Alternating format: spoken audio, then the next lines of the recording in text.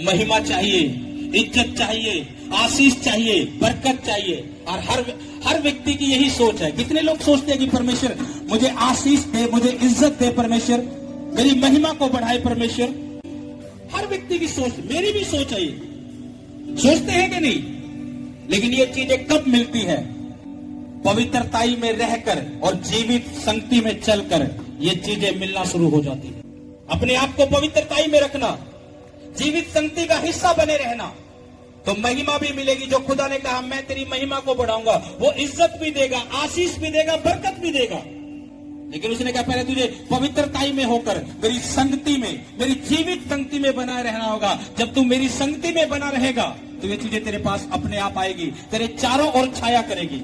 आज कलीसिया को लगता है बस परमेश्वर मुझे इज्जत भी दे दे, महिमा भी दे दे, ये दे दे, लेकिन वो परमेश्वर की संगति करना पसंद नहीं करता, वो प्रार्थना करनी पसंद नहीं करता। अपने घर में भी सारा दिन टाइम ऐसे निकाल देगा, इधर बैठकर उधर बैठकर, लेकिन अपने घर में भी वो परमेश्वर की संगति में बैठना पसंद नहीं करता। और खुदा से कहता है कि परमेश्वर मेरी इज्जत बढ़ा, परमेश्वर मेरी महिमा बढ़ा। परमेश्वर कैसे काम करे? परमेश्वर कहता है अगर तू आज मेरी संगति में रहना सीख गया, आज का वचन अगर तुम अपने अंतड़ियों में बचा लो और तुम्हारी अंतड़ियों में बच जाए और तुम परमेश्वर की संगति में बैठना शुरू कर दो, तुम इज्जत को भी देखोगे, महिमा को भी देखोगे। ये 2026 जो लगा है, हमें परमेश्वर की संगति में जुड़े रहना है, उसकी संगति करनी है, उसकी संगति से दूर नहीं होना। चाहे लाइफ में कुछ भी क्यों ना चल रहा हो, तुम्हें लग रहा हो मेरी लाइफ में ये काम नहीं हो रहा, मेरी लाइफ में ये दुख है, वो दुख है, और तुम अपनी प्रार्थना से डिस्टर्ब हो रहे हो, तो याद रखो ये शैतान ने तीर छोड़ा है कि तुम्हें परमेश्वर की संगति से दूर कर सके,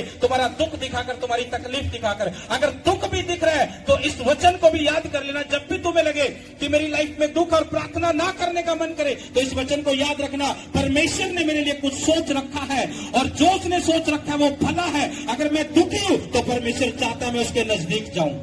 हो सकता है तुम्हारा पड़ोसी बोल सकता है, तुम्हारा रिश्तेदार बोल सकता है, तुम तो परमेश्वर में इतने सालों से, तुम्हारी लाइफ में ऐसा कैसे हो गया, तुम क्यों ऐसे हो रहे हो? उनको जवाब देना, मेरा परमेश्वर चाह रहा है इस दुख में मैं और ज्यादा बढ़ूं। अभी तो तूने मुझे इतना देखा बढ़ते हुए, अगर ये दुख आया मैं और बढ़ूंगा, प्रभु की संगति में बढ़ूंगा। और देखना जैसे सामर्थ में बढ़ोगे, शैतान छोड़कर चला जाएगा।